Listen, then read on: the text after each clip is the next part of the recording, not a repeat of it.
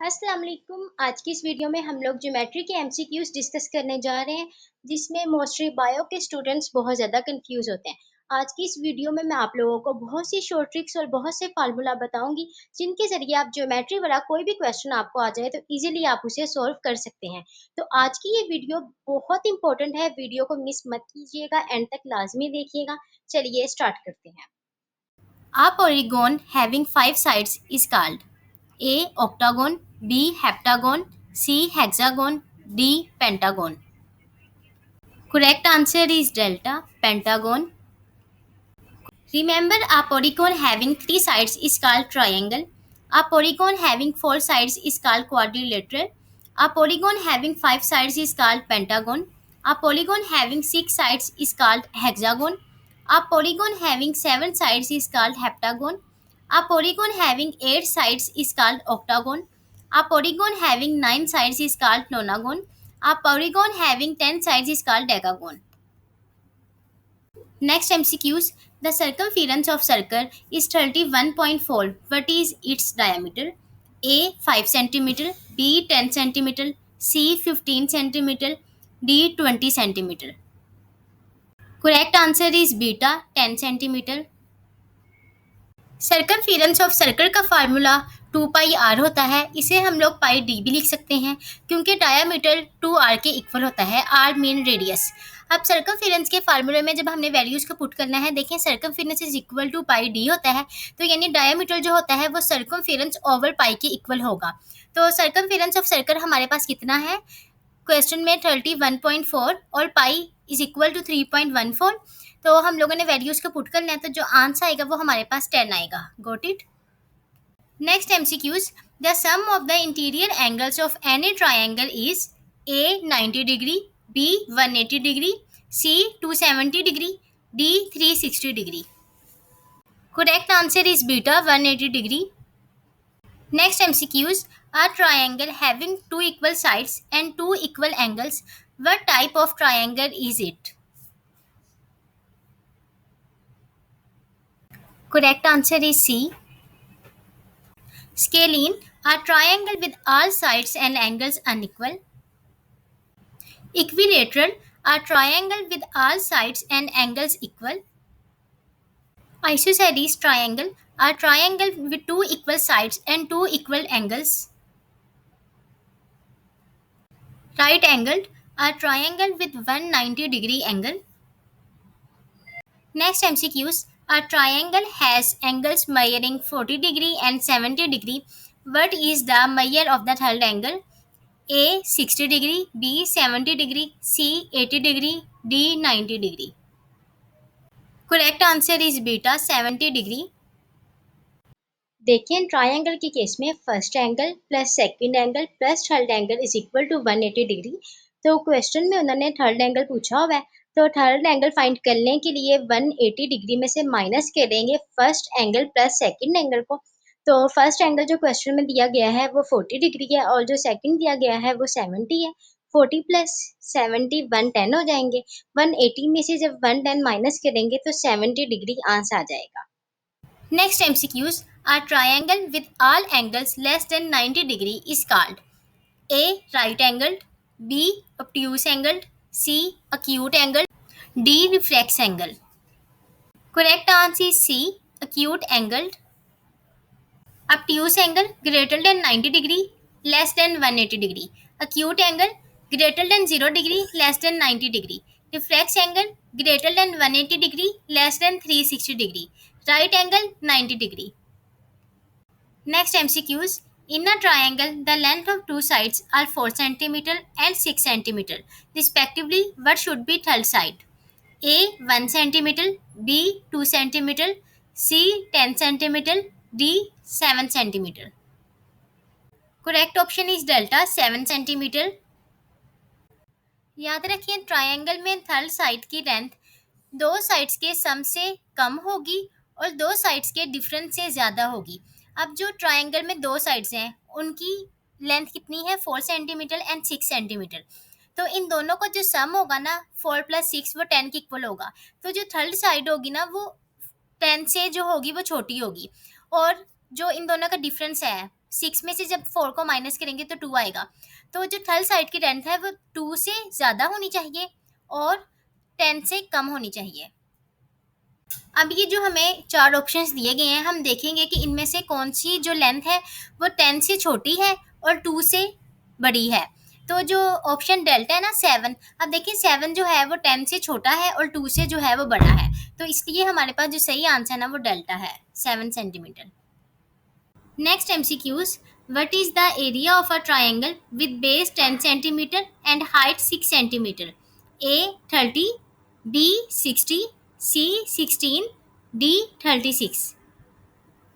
Correct answer is alpha 30 centimeter square. Area of a triangle find करने का formula ये है 1/2 multiply base multiply by height. अब इसमें हम लोगों ने वैल्यूज़ का पुट करना है।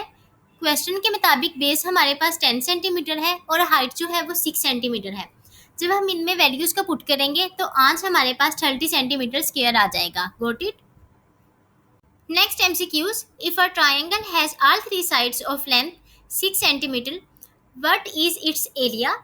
A 17, B 12.5, C 9.3, D 15.6. Correct answer is delta 15.6 centimetre square. देखिए अभी थोड़ी देर पहले मैंने आपको बताया है ऐसी ट्रायंगल जिसकी तीनों साइड्स बिल्कुल इक्वल होंगी उसे हम इक्विलेटरल ट्रायंगल कहते हैं। इक्विलेटरल ट्रायंगल का एरिया फाइंड करने का जो फार्मूला होता है वो ये है √3/4 मल्टीप्लाई ए का स्क्वायर। ए इस फार्मूले में लेंथ है, लेंथ हमें क्वेश्चन में 6 बताई गई है, जब 6 का स्क्वायर लेंगे तो 36 होगा। ठीक है, अब जब हम लोगों ने √3 लिया है तो वो 1.73 के इक्वल आएगा ओवर 4 मल्टीप्लाई बाय 36। जब इसे सॉल्व करेंगे तो आंसर हमारे पास आएगा 15.6 सेंटीमीटर स्क्वायर। अभी जो लास्ट में मैंने आपको 2 क्वेश्चन सॉल्व करके दिखाए हैं, इसमें इन्होंने हमसे area of triangle and area of equilateral triangle पूछा था। इसी तरह वो गेट के टेस्ट में आपसे area of square, area of rectangle, area of square and area of cube भी पूछ सकते हैं। तो आपको इन सब का फार्मूला आना चाहिए क्योंकि वैल्यूज़ वो आपको MCQs में दे देते हैं, सिर्फ आपने वैल्यूज़ को पुट करना होता है फार्मूला में तो आपके पास आंसर आ जाता है। Got it? Area of square is equal to side length multiply side length. Area of rectangle is equal to length multiply by width.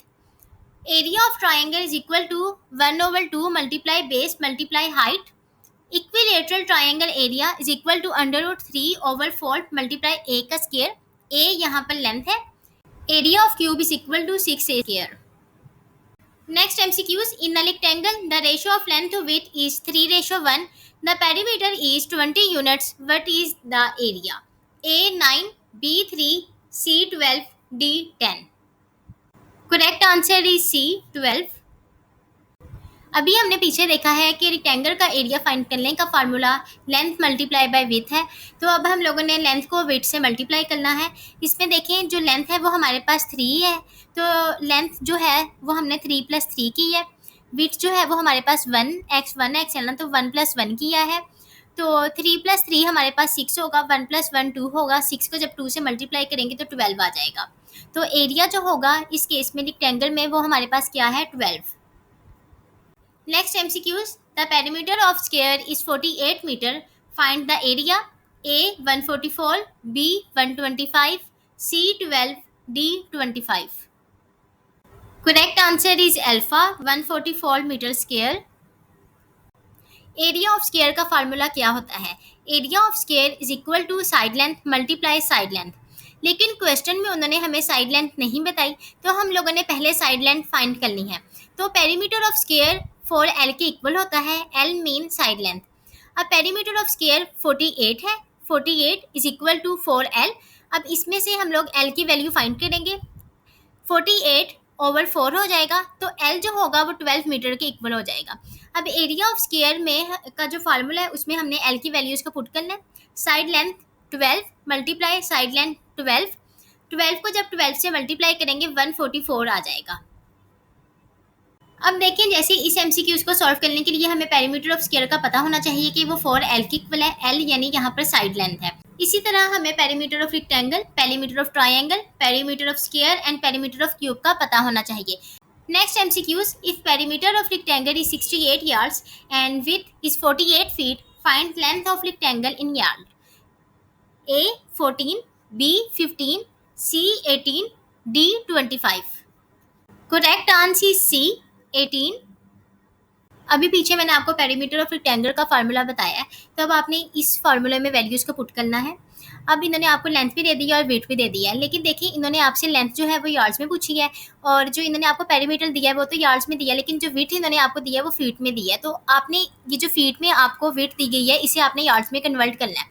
तो विड्थ जो है वो 48 फीट के इक्वल है, 1 यार्ड जो होता है वो 3 फीट के इक्वल होता है। तो इसलिए अगर आपने फीट को यार्ड्स में कन्वर्ट करना है तो आप फीट जितनी भी आपको फीट दी गई होगी इसे आप 3 पे डिवाइड करेंगे। तो 48 को जब आप 3 पे डिवाइड करेंगे तो आपके पास 16 यार्ड्स आ जाएगा। अब हम वैल्यूज़ को पुट करेंगे। पेरीमीटर ऑफ रेक्टेंगल 68 के इक्वल है, इज इक्वल टू 2। लेंथ अब हम लोगों ने फाइंड करनी है, विड्थ जो है वो 16 के इक्वल है। वैल्यूज़ को पुट करेंगे और इसे सॉल्व करेंगे तो लेंथ हमारे पास 18 यार्ड्स आएगी। Next MCQs, a cube has volume of 125 centimeter cube. Find the surface area. A 125, B 150, C 180, D 145. Correct answer is beta 150. मैंने थोड़ी देर पहले आपको बताया है कि surface area of cube 6 square के इक्वल होता है। तो इस एमसीक्यूज़ में इन्होंने हमसे सरफेस एरिया ऑफ क्यूब ही पूछा है। तो surface area of cube find करने के लिए हमने 6a स्क्वायर लिखना है, लेकिन अब हमें ए नहीं पता, तो ए को फाइंड करने के लिए हम क्या लिखेंगे कि वोरियम फार्मूला यूज़ करेंगे क्यूब का। तो वोरियम फार्मूला ऑफ क्यूब जो होता है वो is equal to A cube के इक्वल होता है। तो अब हम लोगों ने क्या करना है, इसमें जब ए जो है उन्होंने हमें वॉल्यूम जो है उन्होंने हमें 125 सेंटीमीटर क्यूब क्वेश्चन में बताया हुआ है। तो जब हम इसे सॉल्व करेंगे तो जो ए है वो हमारे पास 5 सेंटीमीटर आएगा। अब सरफेस एरिया ऑफ क्यूब में हम लोगों ने ये वैल्यू को पुट करना है। 6a स्क्वायर होता है ना, तो 6 मल्टीप्लाई बाय ए जो है वो 5 है, फिर 5 लिखेंगे, एक को ए की वैल्यू पुट करेंगे 5। जब 5 का स्क्वायर लेंगे तो वो 25 हो जाएगा। 6 मल्टीप्लाई 25 करेंगे तो 150 जो है वो हमारे पास आंसर आ जाएगा।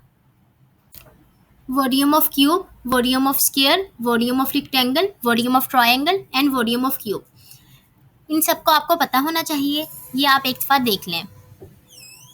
Next MCQs, the sum of interior angles of pentagon is A 180 degree, B 72 degree, C 540 degree, D 360 degree. Correct answer is C 540 degree. Sum of interior angles of polygon का जो फार्मूला है वो n-2 multiply 180 degree है। अब n जो है ना वो यहाँ पर आपने लिखना है कि आपसे कौन सा पॉलीगॉन पूछा गया है। यहाँ पर क्वेश्चन में इन्होंने पेंटागन पूछा है ना, तो पेंटागन जो होता है उसमें n आपके पास 5 है, तो 5 में से जब माइनस करेंगे 2 को और मल्टीप्लाई करेंगे 180 डिग्री से, तो जो आंसर है वो 540 डिग्री आएगा। A polygon having 5 sides is known as pentagon. तो पेंटागन में जो n है वो 5 के इक्वल होगा।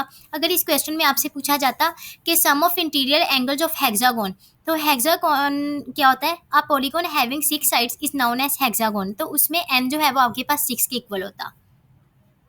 Next MCQs, the measure of each exterior angle of a regular pentagon is A 180 degree, B 72 degree, C 540 degree, D 360 degree.